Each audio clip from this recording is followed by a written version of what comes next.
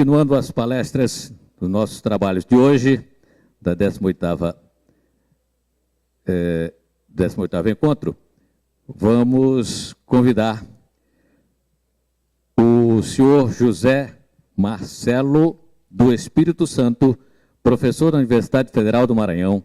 e presidente do Instituto da Cidade, do município de São Luís, que fará a palestra O papel do legislador municipal no Estatuto da Cidade.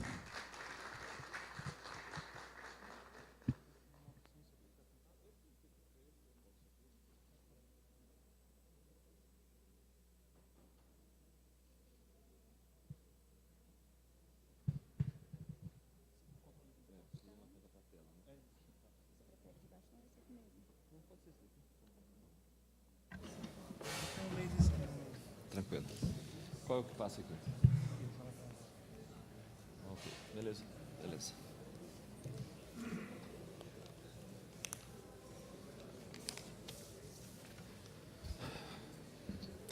Senhoras e senhores, muito bom dia. Em nome do presidente da Assembleia, que eu cumprimento neste momento, nosso deputado Arnaldo Melo, cumprimento a todos os deputados e deputadas aqui presentes, senhoras e senhores, vereadores, vereadoras, agradeço a essa casa pelo convite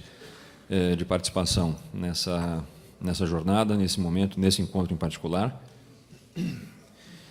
E hoje a nossa conversa, ela, coincidentemente, ela une o que foi a discussão sobre a questão urbana da década de 80, que resultou no início desse nosso século XXI,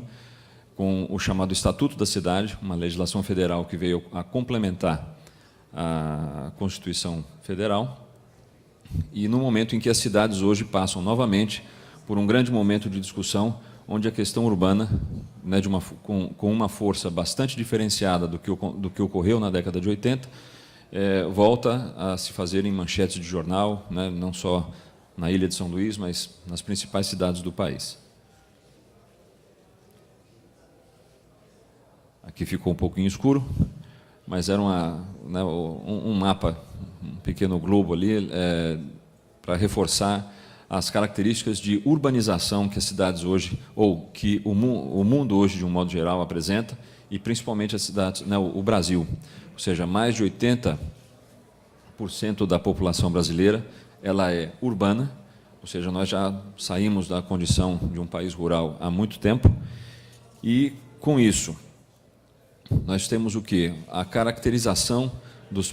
centros urbanos, das cidades, com um repertório de qualidades, porém com um repertório de problemas bastante acentuado.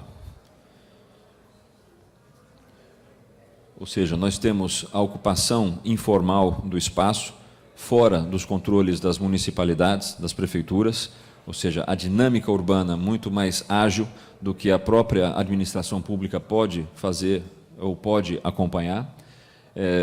Ocupação de áreas, não só espontâneas, mas áreas impróprias, como terrenos alagadiços, em áreas de proteção ambiental, em áreas de risco, né, de desmoronamento, como áreas de encosta. A caracterização da ocupação edificada, muitas vezes dentro de critérios de análise e aprovação da prefeitura, porém sem controles técnicos periódicos, ou seja, a verticalização intensa, o uso do solo trabalhado de uma forma também que acaba criando problemas para a infraestrutura da cidade. Então, nesse conjunto de problemas que, na verdade, não são recentes, né, como eu falei, desde a década de 80, muito mais numa discussão técnica entre profissionais na área de engenharia, de arquitetura, os geógrafos, muito mais nesse aspecto do que como hoje, com a população saindo às ruas e tomando conhecimento e consciência desses problemas urbanos, é que se desenvolveu o que seria a complementação e a definição de critérios mais precisos para o que a Constituição Federal havia estabelecido com relação à questão urbana e principalmente com a chamada função social da cidade. Então, nós temos hoje um quadro urbano com esses problemas que nós já conhecemos, que se transformam num grande desafio desse século que nós vivemos, e, como eu coloquei, a partir da Constituição de 88, onde a cidade, ou seja, esse meio onde nós vivemos de forma, né, bastante intensa na população brasileira, é o momento em que, na Constituição de 88, a cidade ganha um destaque em particular. E dentro desse destaque, não só as atribuições, como o nosso colega professor colocou anteriormente, de quais são as responsabilidades, né, dos poderes que conjuntamente fazem a nossa base legal, mas, principalmente, a cidade ganha responsabilidades bastante específicas e, dentro dessas responsabilidades, entre executivo e com a participação do Poder Legislativo de uma forma muito precisa e bastante ampla para a gestão desses problemas todos. Destacaria, dentro da Constituição Federal, os artigos 182 e 183, que são os principais artigos que foram complementados em 2001 pelo que nós conhecemos como Estatuto da Cidade. Ele vai fazer, essa legislação específica de 2001 vai trabalhar os elementos complementares à Constituição no sentido da compreensão do que é a política de desenvolvimento urbano e de que forma a ordenação dessa política pode garantir o bem-estar da cidade e dos seus moradores. E, da mesma forma, como já na Constituição, no artigo 183, nós já tínhamos o uso capião já estabelecido, ele necessitava de critérios mais precisos para que as municipalidades e o próprio governo federal pudessem, de alguma forma, aplicá-lo na prática, tendo em vista, né, ocupações históricas nas principais cidades brasileiras que já tinham ou já estavam consolidadas há muito tempo e a população sem, né, a sua documentação de posse devidamente oficializada. Então, dessa forma, a Lei 10.257, de 2001, o chamado Estatuto da Cidade, que vai dar esse conjunto de normas e atribui ao Poder Executivo e ao Poder Legislativo municipal uma ação estratégica muito precisa e que o conjunto, né, é essa participação conjunta, Executivo e Legislativo Municipal, que garantem a aplicabilidade dos elementos da Constituição Federal. O que propõe especificamente o Estatuto da Cidade? Nós vamos trabalhar, né, ou seja, vamos passar em outras lâminas aí,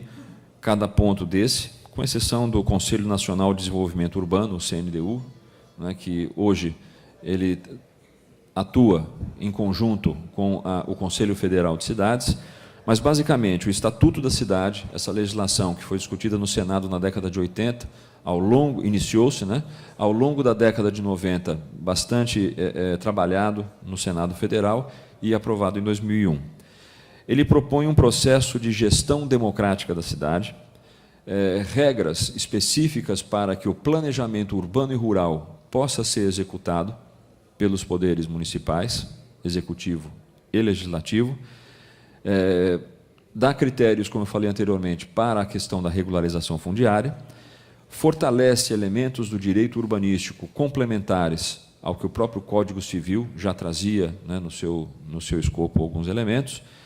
oferece incentivos também à iniciativa privada, para que a iniciativa privada, em conjunto com o poder público municipal, possam garantir o bem-estar da cidade, dos seus moradores e a qualidade de vida nas cidades,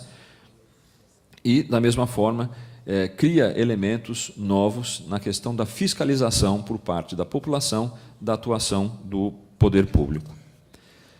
Com relação à gestão democrática, são aí 3 pontos que eu gostaria só de ressaltar, e a cada um desses eu não vou ficar aqui, né,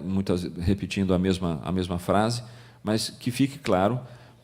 apesar de muitas desses elementos propostos pelo Estatuto, e principalmente em alguns instrumentos que nós vamos ver aí nas lâminas finais, serem de iniciativa restrita, ou, né, o prefeito é que tem que encaminhar isso para a Câmara, os vereadores não podem, por sua vontade técnica e política, propor certos instrumentos, isso tem que partir do prefeito, mas todos esses instrumentos, ou todas as questões desenvolvidas pelo Estatuto, obrigatoriamente passam pela Câmara, não só pela questão da votação, mas principalmente, como também já foi reforçado na fala anterior, pela característica da Casa Legislativa de representação popular. é lá onde se dá o principal elemento de participação da população através dos seus vereadores, né, dos seus representantes eleitos. Então, com relação à gestão democrática, nós temos a garantia dessa participação da população, não só através do vereador eleito, mas também a inclusão nesse processo de participação das entidades associativas, as associações de bairro, os sindicatos, as organizações não governamentais, garantindo, portanto, a iniciativa popular também através de projetos de lei envolvendo planos, programas e projetos de desenvolvimento a serem executados pelo município.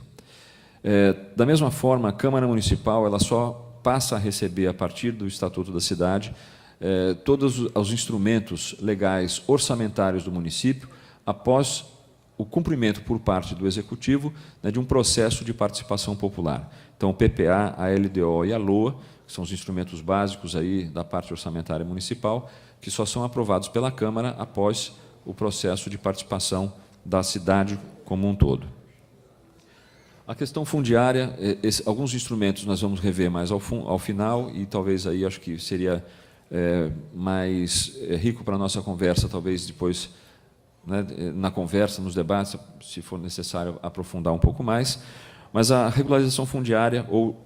que basicamente já estava na Constituição Federal através do uso capião, ele ganha critérios específicos, né, dentro do Estatuto da Cidade, e principalmente com o disciplinamento da chamada concessão do direito real de uso especial, ou CDRU, que garante a posse de ocupações já consolidadas até aquela data da aprovação da lei, 30 de junho de 2001. Da mesma forma, com relação à questão fundiária ainda, confere valor de escritura a essa concessão de direito real de uso e faculta a autorização de imóvel público de até 250 metros para atividades comerciais e de forma gratuita, porque o uso capião na forma anterior, né, era apenas observado na questão da moradia. Quanto à questão da consolidação do conjunto de elementos do direito urbano disponibilizado às prefeituras, ao Executivo e ao Legislativo, nós temos a conceituação do que é a política urbana e, finalmente, definições do que seria a função social da cidade. A política urbana municipal, gestada por prefeitos e por vereadores, tem como função dar garantias de bem-estar aos habitantes e ordenar o pleno desenvolvimento das funções sociais da cidade. O que é isso? A cidade passa a exercer as suas funções sociais quando ela não ultrapassa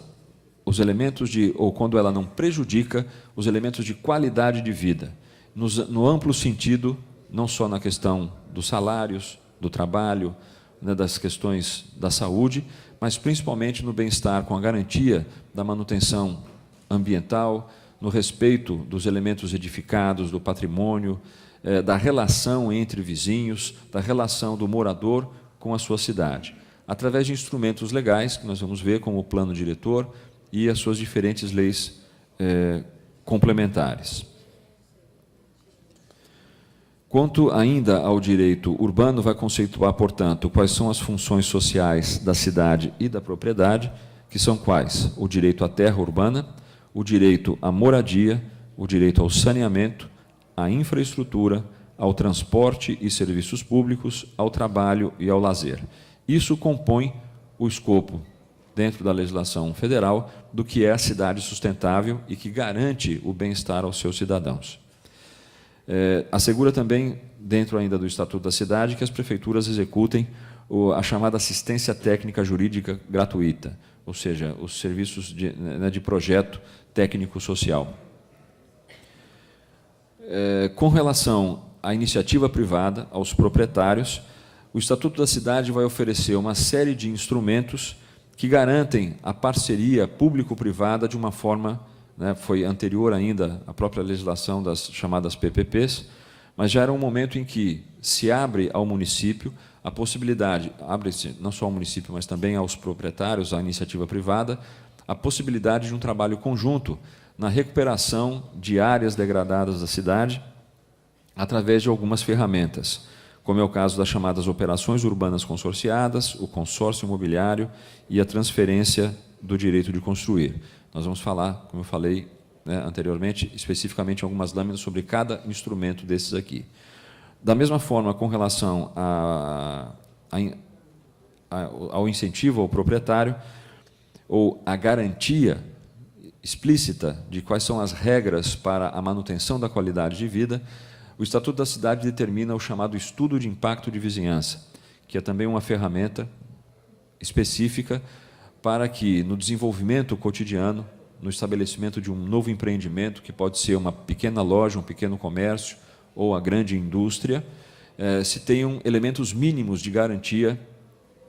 à qualidade do entorno imediato, né? Ou seja, não é mais apenas o licenciamento ambiental, dentro da legislação brasileira, que é muito ampla nas questões do estudo e do relatório de impacto ambiental, mas o município ganha, a partir do Estatuto da Cidade, a possibilidade de trabalhar com uma nova ferramenta, que é a compreensão de que um determinado estabelecimento também influencia a sua vizinhança imediata, as quadras do seu entorno, né, os trechos mais próximos dentro do bairro. Quanto ao sistema de planejamento urbano do município, deu um prazo de 5 anos a partir, né, da aprovação do Estatuto da Cidade, um prazo de 5 anos para que as cidades com mais de 20 mil habitantes elaborassem o seu plano diretor. E aqui acho que é um instrumento que sempre é ressaltado quanto às críticas ou aos elogios de uma cidade, no sentido de que ela cresce ordenadamente ou cresce de forma desordenada. É sempre o plano diretor que é lembrado como o principal instrumento de que está sendo cumprido ou não está sendo cumprido. O que é o plano diretor? Um instrumento que faz um diagnóstico da cidade e aponta, na forma de uma lei, os caminhos ou os objetivos que a cidade, através do seu desenvolvimento, devem atingir para a garantia da qualidade de vida dos seus moradores. É um instrumento que tem uma validade prevista pelo Estatuto de, no máximo, 10 anos, ou seja, o Estatuto da Cidade prevê uma periodicidade na revisão, no reestudo, em novas propostas para o crescimento. A gente sabe que a cidade cresce e, em 10 anos, muitos dos elementos propostos anteriormente se alteraram, devem ser corrigidos, né? Muitos caminhos propostos não dão certo, outros não são nem aplicados na prática, e a cidade, na sua dinâmica, precisa estar sempre, né, nesse processo de revisão do seu processo de crescimento. Então, esse é um dos principais elementos, a obrigatoriedade do plano diretor, estabelecido pelo Estatuto da Cidade. Ele não impede que municípios com menos de 20, naquela ocasião, né, de menos de 20 mil habitantes, façam os seus planos diretores, muito pelo contrário, foi na sequência do Estatuto da Cidade, uma campanha nacional acabou, de alguma forma, incentivando a que todos os municípios possuam esse instrumento como elemento básico de crescimento ordenado, de crescimento com qualidade de vida dos municípios brasileiros. Da mesma forma, dentro do sistema de planejamento municipal, foi o Estatuto da Cidade que admitiu normas de construção especiais para áreas de baixa renda. Ou seja, sem o Estatuto da Cidade, nós não teríamos hoje o programa, que talvez seria a ponta desse processo atual, o programa Minha Casa Minha Vida, por exemplo, que é um programa federal e que favorece a prefeituras e a iniciativa privada a construção de unidades habitacionais de interesse social com características específicas construtivas e de ocupação do território.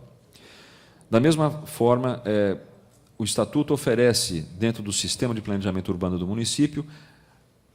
regras e critérios para o estabelecimento das chamadas zonas especiais de interesse social, ou seja, recortes no território, que na maioria das vezes foram exatamente aqueles territórios ocupados de forma irregular, né, dentro do processo histórico de cada município, muitas vezes em áreas ambientalmente frágeis, em áreas de ocupação não tão adequada. Ou seja, o estabelecimento dessas zonas especiais de interesse social vai permitir que o município acesse recursos específicos federais, em alguns casos até recursos estaduais, para a recuperação da qualidade de vida nesses espaços trabalhados de forma, né, com elementos informais ao longo da história. novamente, ou ainda com relação ao planejamento urbano e rural, nós temos, como eu já falei anteriormente, a obrigatoriedade do estabelecimento por parte dos municípios do chamado estudo de impacto de vizinhança, a obrigatoriedade de que os municípios com mais de 500 mil habitantes façam o seu plano de transporte urbano integrado, ou seja, que as cidades demonstrem num plano e também num planejamento com um horizonte de futuro, como os seus diferentes sistemas modais de transporte se interligam, o automóvel particular, o sistema público, sendo ele sobre rodas, como são os ônibus, por ferrovia, por bonde, por metrô, dependendo do porte e dessa utilização por parte dos municípios. E propõe o ponto que eu falei no início, que nós iríamos retomar, vários instrumentos urbanísticos que, por necessitarem individualmente de leis específicas, são instrumentos que obrigatoriamente passam pela análise técnica das câmaras municipais e por um processo de participação popular bastante intenso.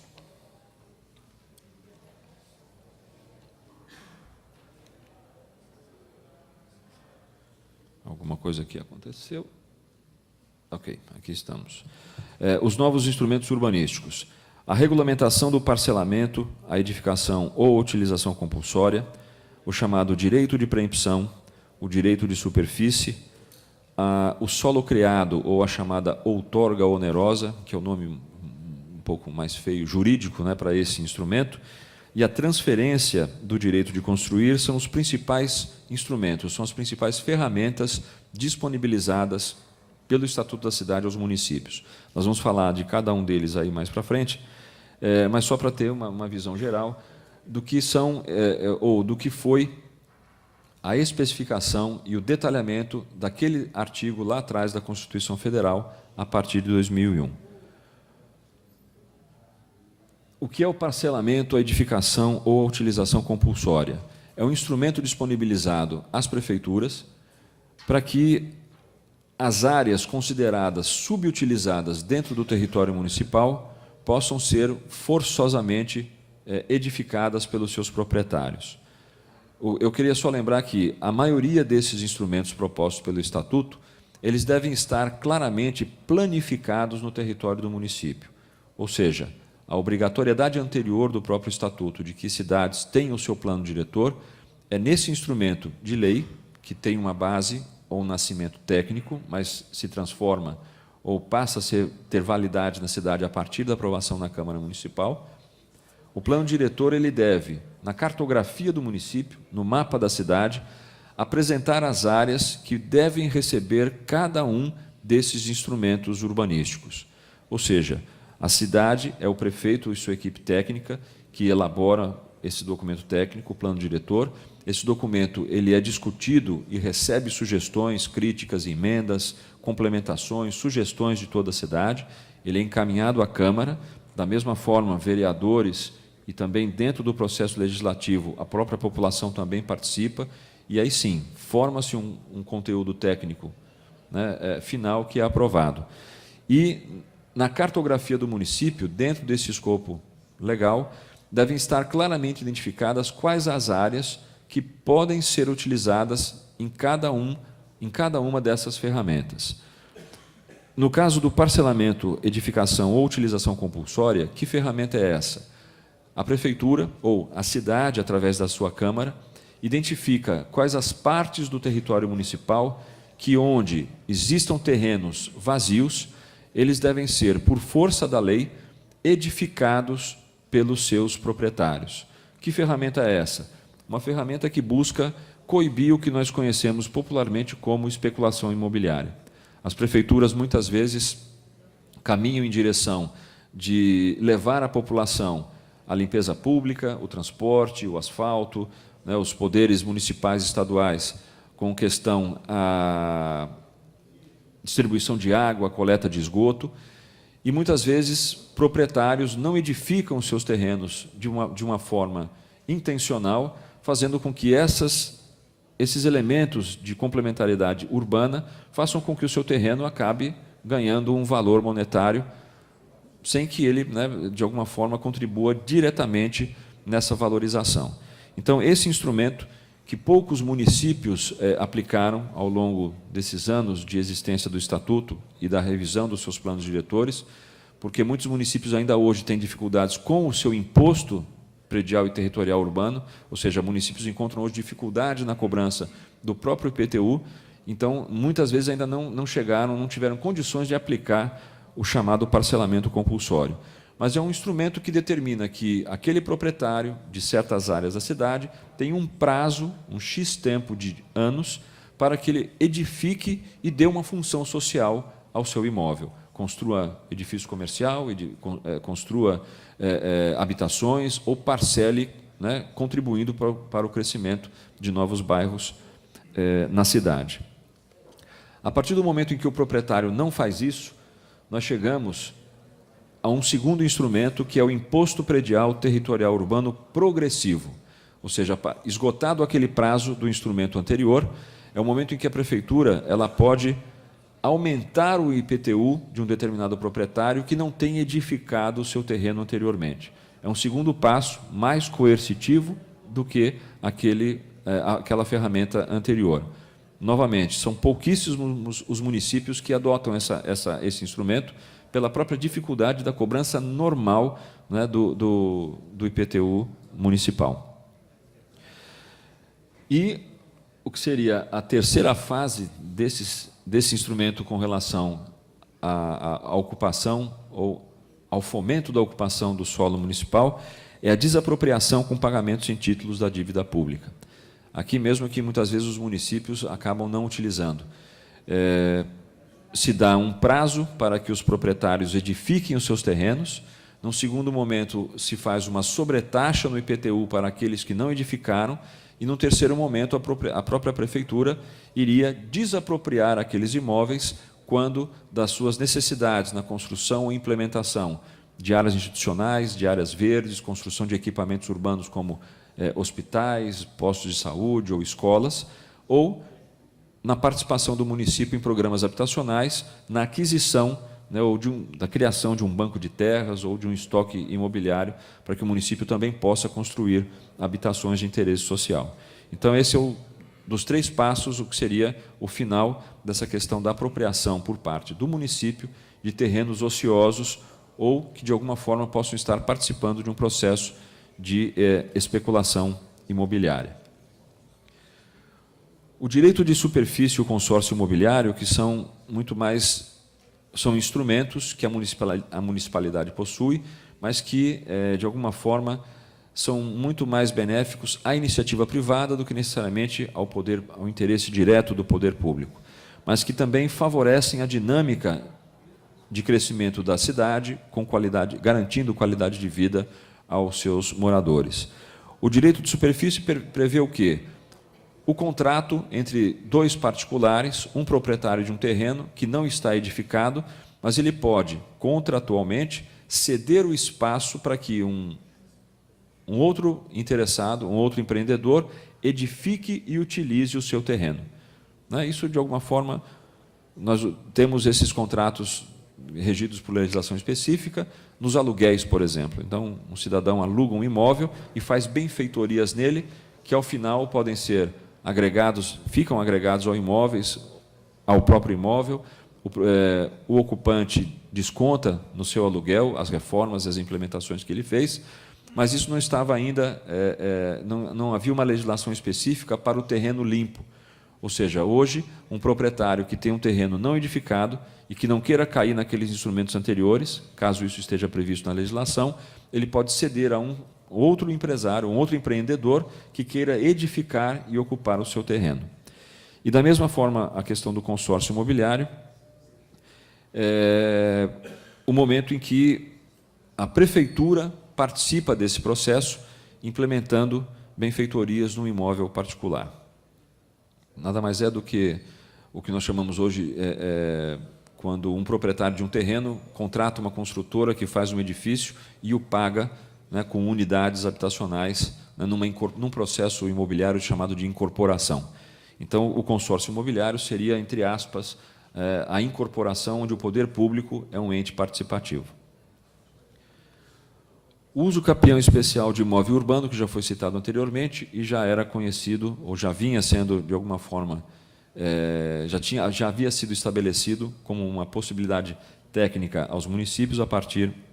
da Constituição de 1988. Eu não estou, me perdoem se eu estou passando muito rápido, porque é um texto um pouco extenso. Como já foi colocado, o material já está disponível para quem quiser ter acesso a essas lâminas. E, se for o caso, depois a gente poderia, em qualquer dúvida, a gente volta e discute qualquer um desses instrumentos. Mas o uso capião especial de imóvel urbano, acho que é o mais conhecido, ou seja, terrenos de até, ou edificações de até 250 metros quadrados por mais de 5 anos, que estariam ou teriam, através do Estatuto da Cidade e da própria legislação municipal, a garantia de posse dessas áreas. O direito de preempção, que é um instrumento que pode parecer redundante dentro da dinâmica municipal,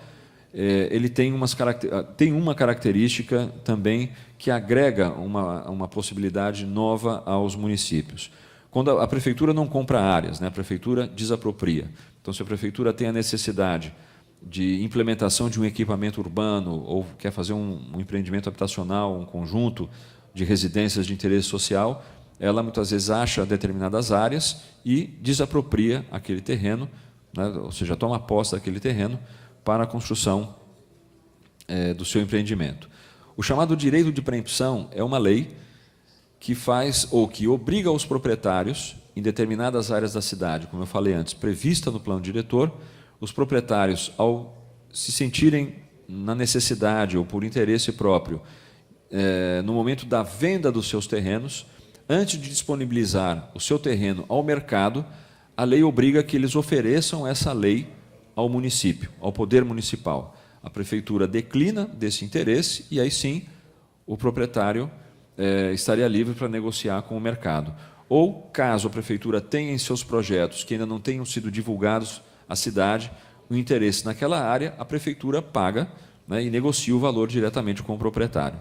Então, pode parecer um pouco redundante, porque, afinal de contas, a prefeitura tem o interesse, ela vai e desapropria a área. Mas é um momento em que a prefeitura passa a tomar conhecimento de uma forma mais próxima da dinâmica imobiliária da cidade. Então, em áreas, por exemplo, de centro histórico, quando muitas vezes imóveis são negociados, e a prefeitura até tem interesse em certos imóveis, mas quando ela busca essa informação, o terreno, a casa, o imóvel, o terreno já foi negociado e, por muitas vezes, preços que, não declarados de forma correta, ficam muito fora do mercado, impedindo uma ação municipal. Essa lei de direito de preempção, ela estabelece critérios para que os proprietários, ao oferecer, registrem em cartório esses valores. Então, o mesmo valor que ele oferece à prefeitura é o valor que ele vai negociar com o particular, caso a prefeitura decline desse interesse. Mas é uma ferramenta que favorece ou que permite ao município um acompanhamento próximo dessa dinâmica imobiliária ou de como os terrenos estão sendo negociados. O chamado solo criado, ou a outorga onerosa, é um instrumento dos mais utilizados em diferentes municípios brasileiros, onde, para além do que o plano diretor e a sua lei de zoneamento determina como ocupação máxima dos terrenos municipais, nós sabemos que, para construir uma casa, o proprietário pede o seu alvará à prefeitura e ele vai fazer a sua edificação dentro dessas normas constantes no plano diretor e na lei de zoneamento. Que normas? Quais são os recursos que ele tem que tomar com relação aos vizinhos, o quanto ele pode, em termos de área, construir no seu terreno, o número de pavimentos que ele pode edificar, o gabarito. Essas são as regras básicas que estão contidas no plano diretor e na lei de zoneamento. A chamada outorga onerosa, ou chamado solo criado, é um instrumento também oferecido ao poder público, onde se estabelece, no território do município, áreas onde uma área construtiva suplementar pode ser comprada pelo proprietário do poder público. Em outras palavras, é um instrumento que permite à municipalidade uma fonte, um acesso de recursos financeiros ao oferecer mudanças na lei de zoneamento. Em outras palavras, como funciona, né, usualmente? Quando a prefeitura aprova o seu plano diretor e a sua respectiva lei de zoneamento, os terrenos ganham gabaritos distintos. Então, no meu bairro pode construções de 2 andares, no bairro vizinho podem construções de 10 andares. Aquele proprietário ganhou da prefeitura um valor imobiliário agregado ao seu terreno muito significativo. Com essa lei outorga onerosa, eu posso, no meu bairro, para além dos meus 2 andares, construir mais 5, desde que eu pague valores financeiros à municipalidade. Então, com esse recurso, isso fica devidamente amarrado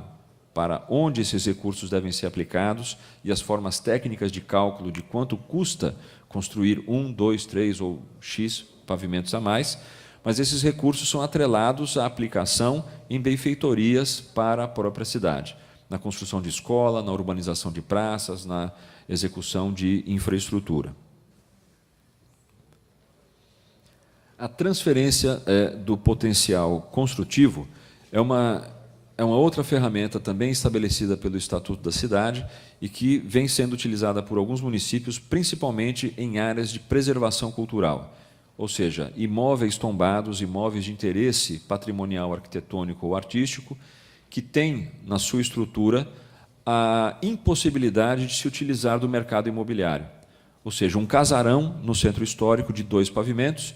nós sabemos que aquele proprietário, apesar das tecnologias contemporâneas, ele não vai poder edificar naquele trecho um edifício de 3 ou de 10 andares. Ele vai ter que manter aquele gabarito e se contentar, por interesses que são de toda a coletividade, por conta do interesse cultural daquele imóvel, nos seus 2 pavimentos. Mas esse instrumento, a chamada transferência do direito de construir, é o quê? É uma espécie de solo criado, só que carimbado ou muitas vezes atrelado a esse interesse patrimonial. Aquele proprietário de uma residência